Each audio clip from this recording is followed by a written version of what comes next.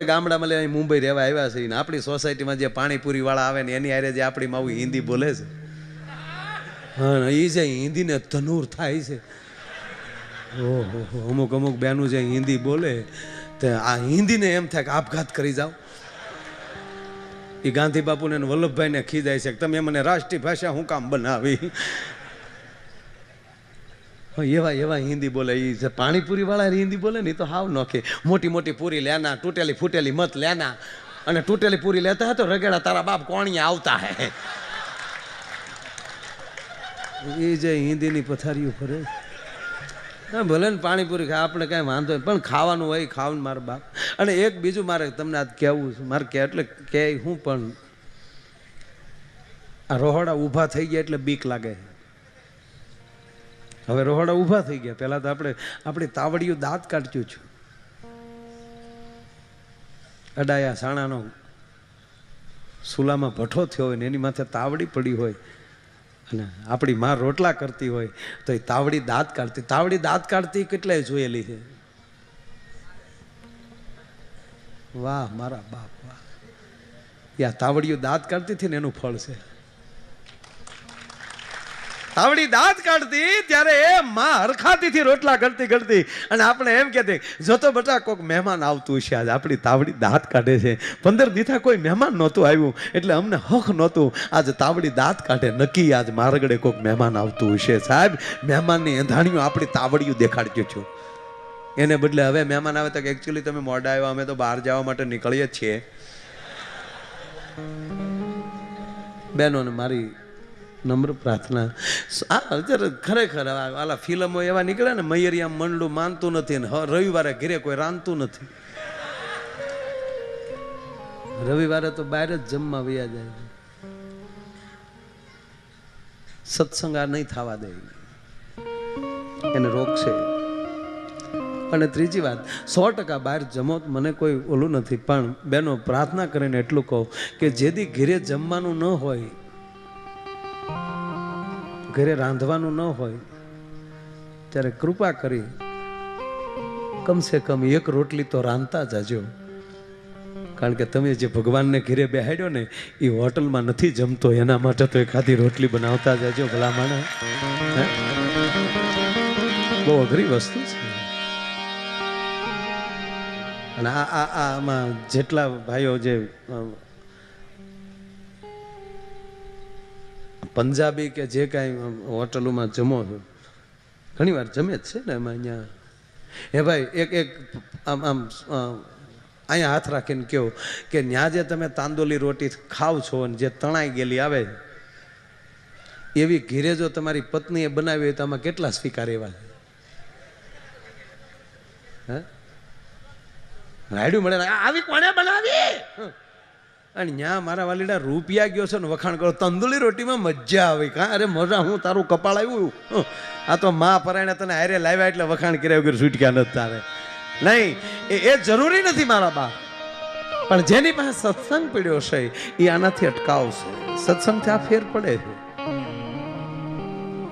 તમારું બાળક નોકર નહીં બને, માલિક બનશે.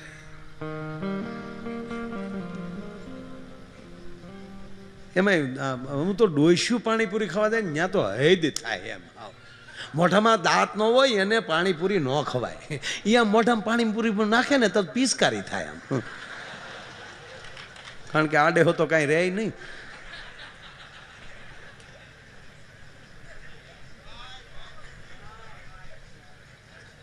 જીવનમાં મારો કહેવાનો મતલબ એ છે કે જીવનમાં એ ઉજળી તક એ જ મહત્વની વાત છે. અને તમે ભગવાન ઉપર ભરોસો મૂકી ગયો સાહેબ, એ કોઈને ભૂખ્યા નહીં રહેવા દે. હે આ કૃપા જે છે ને એ મૃત્યુને ઉત્સવ મનાવી દે. નહીતર અમુક તો વાવણી દી મરે, કપાસ્યું વાળા સિવાય કોઈ ઘીરે ન હોય. વાવણી દી મરે તેથી હોય કોણ? બાળવા જવામાં કોણ હોય? કાંજ્યા હોય એ કપાસ્યું વાળા ઠહડક ઠહડક, ઓલા રિમોટ ટાયર રેકડા ને હોય એ તો ઓલો અંદર હું તો કહેતો હાકે રાખો. હમણાં રામ રામ તો ઓલો ધવળી 3-4 જણા શું કે રામના દીકરા થામાં વાદળો છેડ્યો, થોડાક હાલે રાખો હાલે. 3 સાટા ખર્ચે તમારો બાપ નહીં બળે. ભાઈ મોનિટર આપો ને, આ હાવ બંધ થઈ ગયા આવડા. હા થોડાક ઓલા સંભળાય છે, આ નથી સંભળાય. આપો ને, બલમ નીકળ્યું લાગે.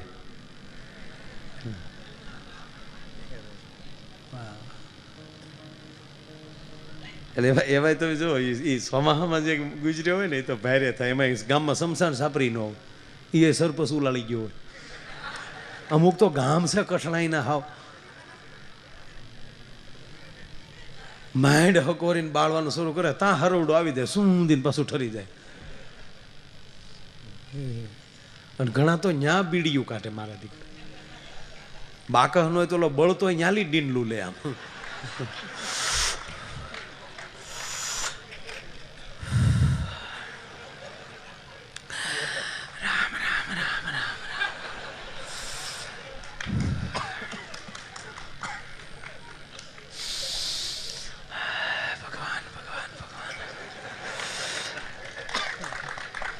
ગાના જોડા જોડા નિહાકા નાખે, ઘૂંટે ઘૂંટે નિહાકો નાખતો હોય. રામ રામ રામ રામ રામ. કડબના ભોળા ઘોડે બળે બોલો દો છે જીવનના ભરોસા. કાલ મારો દીકરો હિલોળા કરતો તો જયારે ફૂગો ફૂટે એમ ફૂટી ગયો ઘડીકની વારમાં. તો ઓલો પડખે બેઠો કે માણા હારો હતો. ઓલો કે હારો હું તારા બાપનું કપાળ હતો, બૂસ મારું હતો તારો બાપ. તાકે તને શું ખબર, તાકે દાન લખાવતો પછી દેતો ક્યાં. ઘણી જગ્યાએ તો કોશ્યું મારી મારીને પાછી તકતી ઉખેડાના દાખલા જ.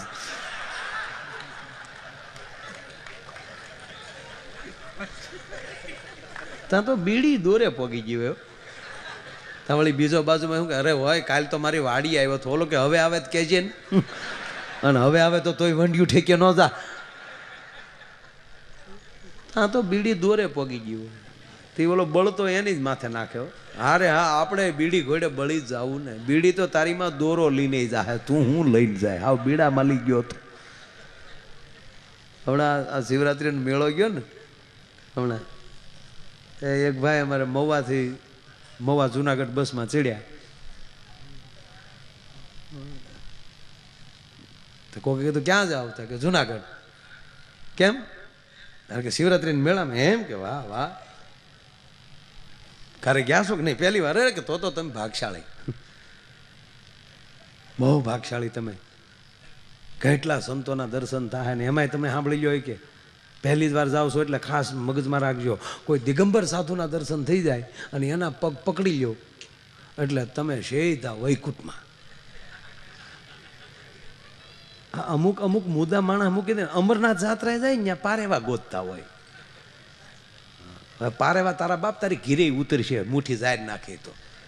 અને 20 રૂપિયાની જોડ મળે ધોળા ફૂલ. અહીંયા ભોળોનાથ છે એના દર્શન કરીને ભાઈ અમને કબૂતર ન જોવા મળ્યા. કૃષ્ણાય આ કોઈ ફાલવી દીધેલું છે. નગર ત્યાં તો પોપટની વાત છે, સુખની વાત છે, કબૂતરની વાત નથી. પણ હવે આમ જાવ તો આવું થાય તો જ હાસું. તાને કોઈ પછી દિગંબરનું કહી દીધું ને ઓલો ગયો જુનાગઢ. હજી તો ભવનાથ આઘો હતો ને દામો કુંડે પગ્યો ને ત્યાં એક દિગંબર મળી ગયા, ખાલી નાની પોતળી પહેરેલી. ત્યાં તને પગ પકડી લીધા. એ બાપુ આશીર્વાદ દઈ ગયો. ઓલો કે પગ મૂકીને આશીર્વાદ નો દીકરો. પગ મૂક ભાઈ.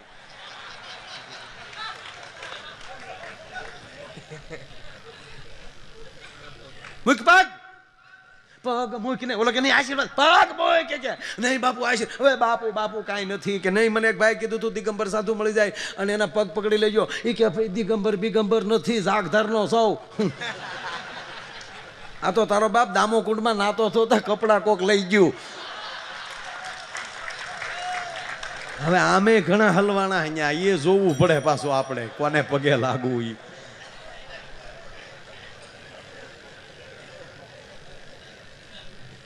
એ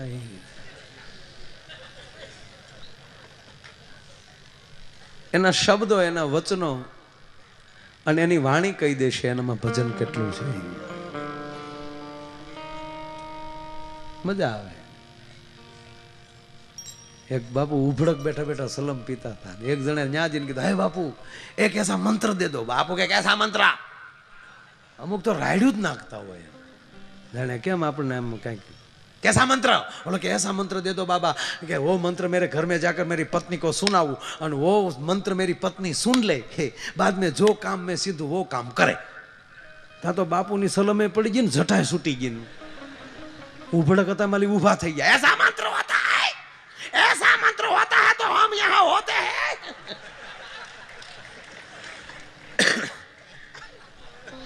नहीं,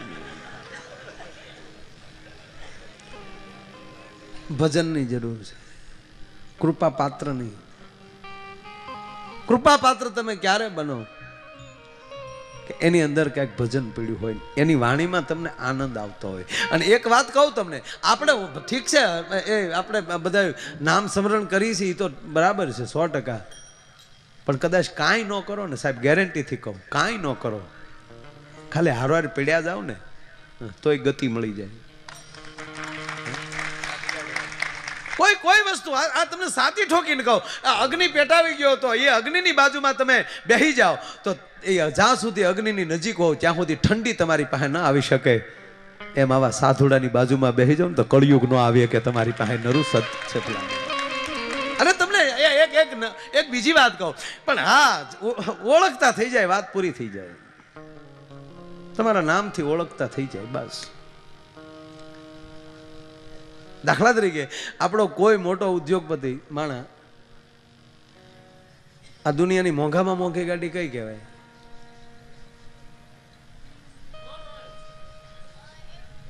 હેલો હોટ કેટલા ને આવે? 126 કરોડ. ઉભો થઈને કે કઈ કંપનીની? લેમ્બોર્ગિની. ઓકે, ક્યાં કન્ટ્રીની મેન્યુફેક્ચર? યુ જર્મનીમાં. ઓકે, તાળીઓથી વધાવો. સત્સંગ આવું જ્ઞાન પેદા કરાવે અને આ જ્ઞાનની જરૂર છે. જે માણસમાં આવી ખોજની જ્ઞાનની જરૂર ન હોય એને મૂંઢ કહેવામાં આવે. અને મૂંઢતા કોણ ભગાડે? તમારો સદગુરુ. સદગુરુ શું આપે? તાકે સત્સંગ. સત્સંગથી શું લાભ થાય? તમારી અંદર જ્ઞાન પ્રગટ થાય, ક્યાંક જાણવાની ભૂખ લાગે. આ કેવલ કાંઈ હાથમાં કડતાલ લઈને ધૂન કે માળા વિશે જ નથી સાહેબ, આવા જ્ઞાન પેદા કરાવે. 100 ને કેટલા કરોડની કીધી પેલા? 126 કરોડની ગાડી. હાલો, એનો માલિક તમને ઓળખતો હોય દાખલા તરીકે, અને તમે જર્મની રોડ ઉપર જ ઉભા છો, જર્મનના, તમારી પાસે ગાડી નથી, લુખે જ છીએ આપણે, પણ એ માણસ ઓળખે છે નામથી કે આ માયો આયર XYZ કોઈ પણ. અને એ ગાડી લઈને માણસ નીકળે ને તમે રોડ ઉપર ઊભા હોવ અને તમને એ ગાડી ઊભી રાખે ને કે તમારે આવવું છે? આપણે કે હા, અને આપણને બેસાડી દે. એની સ્પીડ શું છે? હાઈ સ્પીડ 340 માઇલની સ્પીડ છે. Mile kilometre. ઓકે, 340 કિલોમીટરની એની સ્પીડ છે. પણ માની લો 200ની સ્પીડમાં જાય છે, પૂરેપૂરી સ્પીડમાં આપણે નથી હકારવી, બરાબર ને પેલા? નકામો આપણે એ ગાડીનું એક્સિડન્ટ થાય સારું ન લાગે, અને આપણી વખતે એર બેગ ન ખુલે પાછી. પણ માની લ્યો કે 10 કરોડની રોલ્સ રોય હોય અહીંની, ઇન્ડિયામાં 10 કરોડથી વધારેની ગાડી કોઈ હજુ સુધી લાવ્યો નથી, રોલ્સ રોય, બરાબર? પણ એ નીકળ્યો કોઈ, અને એને તમને સાથે બેસાડી લીધા અને એક્સપ્રેસ હાઈવે ઉપર ગાડી ચડી અને 200ની સ્પીડમાં એ ગાડી જાય છે. રોકાણ એનું, પૈસા એના, ડ્રાઈવર એનો, ગાડી એની, પેટ્રોલ એનું, ટાયર એના. આપણે મફતમાં ભેગા બેઠા થઈ તો આપણું કાંઈ નથી રોકાણ, તો એને 200ની સ્પીડ મળે છે ને આપણને 150ની મળે છે.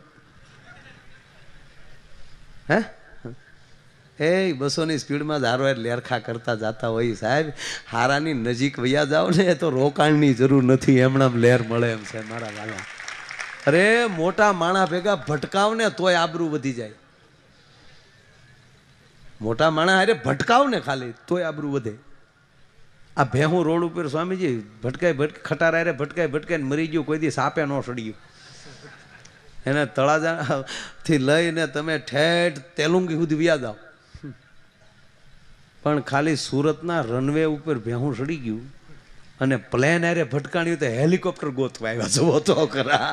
અને ઇન્ટરનેશનલ ન્યૂઝ બન્યા, 2 भैंस मिली है, तीसरी मिल नहीं रही है, 2 दिन से हेलीकॉप्टर ढूंढ रहा है, देखेंगे कैसे टकराया स्पाइस जेट के साथ भैंस.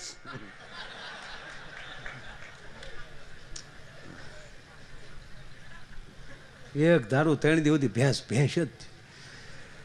જે ન્યૂઝ ચાલુ કરો રનवे पर आ गई भैंस, पायलट की करामत, किसी को आंस नहीं आने दिया, कैसे आई भैंस. વાળું મેં કીધું એ મોટા માણા રે ભટકાઈ જાવ તોય સાપે સડી જાવ જુઓ તો ખરા યાર. હે એની કરતા પ્રેમથી એના દર્શન કર્યા હોય તો કેટલી વેલ્યુ વધી જાય એ તો જુઓ મારા વાલા. હે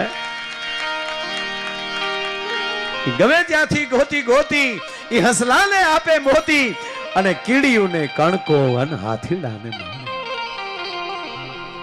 એક પ્રસંગ યાદ આવે એટલે કહું.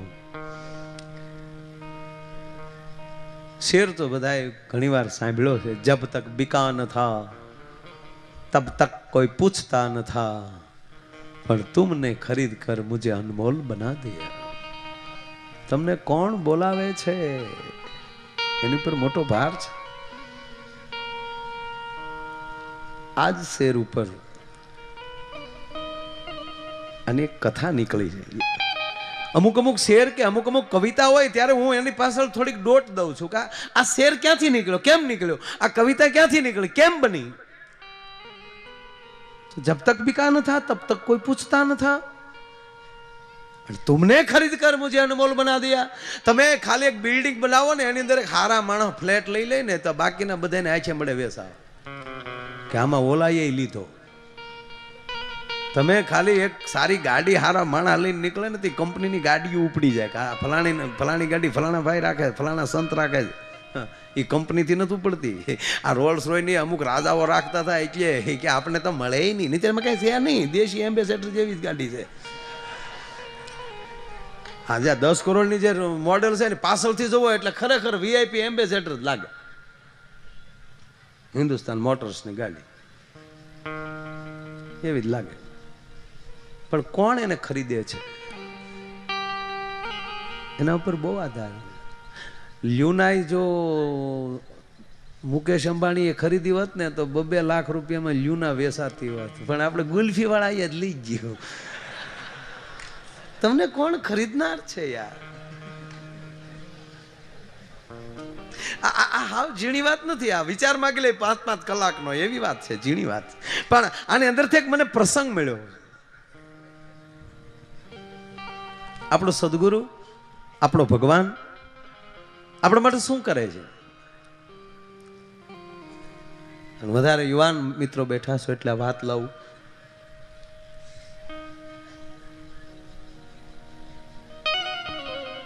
સતત 1.5-2 કલાક થયા તમે બેઠા છો.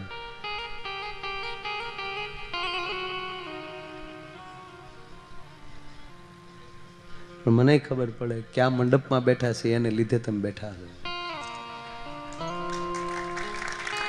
આખું મુદ્દો જુદો. આ પ્રસંગ અને મારું તો અમુક વસ્તુ તો જ્યાં સહી ત્યાં સહી ભાઈ, ખોટું સ્વામીજી. હમણાં એક જગ્યાએ કાર્યક્રમમાં ગયો મને ઘણું બધું લખીને આપ્યું, કાંઈ ન બોલવાનું. એમ કે એમ બોલી જવાનું બધું. કોક કે આયોજકના નામે ન લીધા. હું તો નથી લેવા લ્યો, ન આપ્યા પૈસા સવારે અડધા નથી જોતા. મેં કીધું કાંઈ ભાડાના ટટ્ટુ થોડા થઈ તું લખીને આપી દે એમ બોલી જવું બધું. આ બન્યું. હા, સવારમાં ઘણો દેકારો કર્યો. તમે ઓલાનું નામ ન બોલ્યા ને ઓલા મને નથી મગજમાં આવ્યું નામ. શું કરું? મને તાવ આવેલો છે ભાઈ. મેં કીધું બીમાર છો હું? મને કે કેમ બીમાર છો? મેં તમે લખીને આપ્યું એનો મને તાવ આવી ગયો. આવું બન્યું. ગાંધીજીના દાદા, મહાત્મા ગાંધીના દાદા પોરબંદર જેઠવા ઠાકુરના સ્વામીજી કામદાર હતા. અને કાંઈ અઘટિત ઘટના કે કાંઈક મુદ્દો બન્યો ને એમાં નીકળી ગયા અને જુનાગઢ નવાબે એને બોલાવી લીધા કે તમે અમારા કામદાર તરીકે રહ્યો. ન્યાય રહ્યા એટલે જુનાગઢ નવાબે કચેરીમાં બોલાવ્યા એટલે ડાબા હાથની સલામ આપી. એટલે નવાબે કીધું કે દાएं हाथ से क्यों सलामी दिया? અને ત્યારે ઓલા વાણીએ જવાબ આપ્યો કે આ જમીનો તો જેઠવાને કેદુનો આપી દીધેલો છે, એ હાથથી સલામ ન થાય ભલામણ. જે મુદ્દો મને આ એક પ્રસંગ બહુ ગમે છે કે આપણો સદગુરુ આપણને ઉપાડીને ક્યાં મૂકી દે. રસિકભાઈ કલ્પના ન હોય એવી જગ્યાએ મૂકી દે તમારો સદગુરુ, તમારી પર કૃપા થાય તો. બધું સત્ય.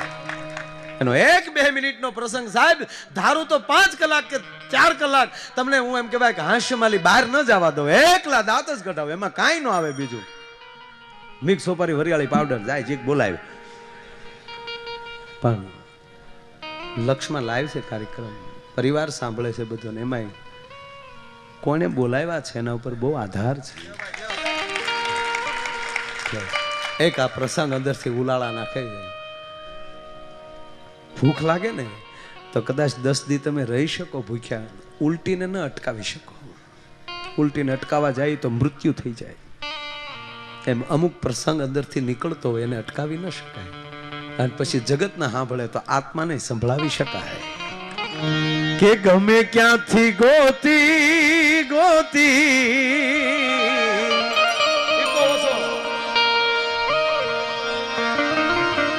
હસલાને આપે મોતી,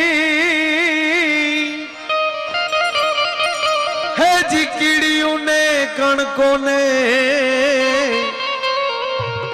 ઓલ્યા હાથીડા ને માણું રે.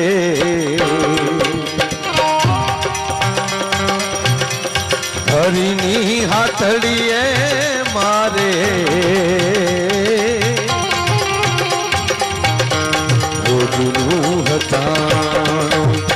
જીરે હરીની હાથડીએ મારે હતા.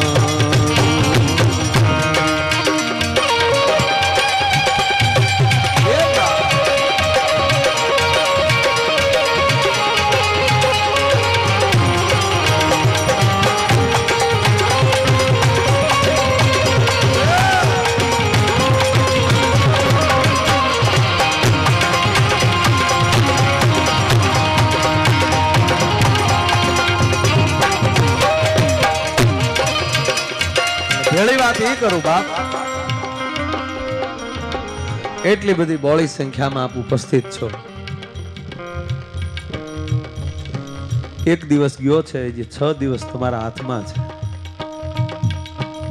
પ્રોગ્રામ તો મારો તમે ગમે ત્યારે કરી શકો, ડાયરો કરવો એ કઈ રમત વાત છે, પણ આ મહાપુરુષની વાણી તમારા હાથમાંથી વહી ન જાય એ ધ્યાન રાખજો. 6 દિવસ 6 દિવસ છે મારા બાપ. એ હરીની હાથડીનું હટાણું તમને મળ્યું છે, લેવાય એટલું લઈ લેજો બાપ. માટે હરીની એ હાથડી એ જોઈ લ્યો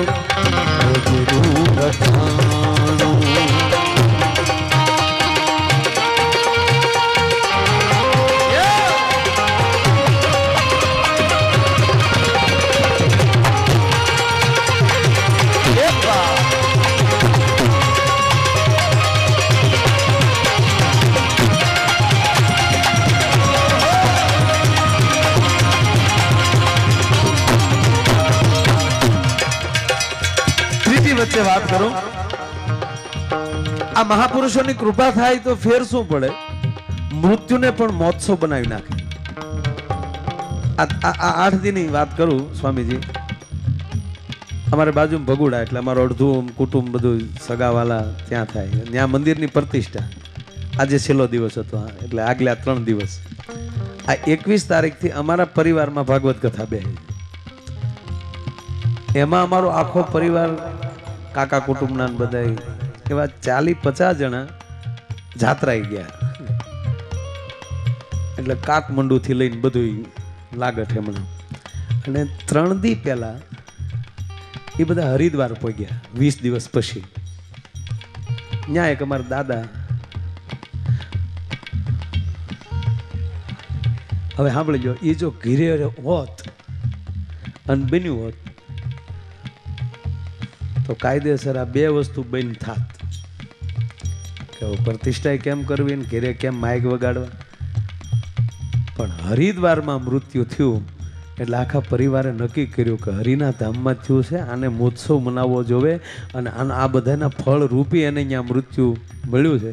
આ એકેય વસ્તુ નથી અટકી ને ઘેરે કોઈ રોયું નથી.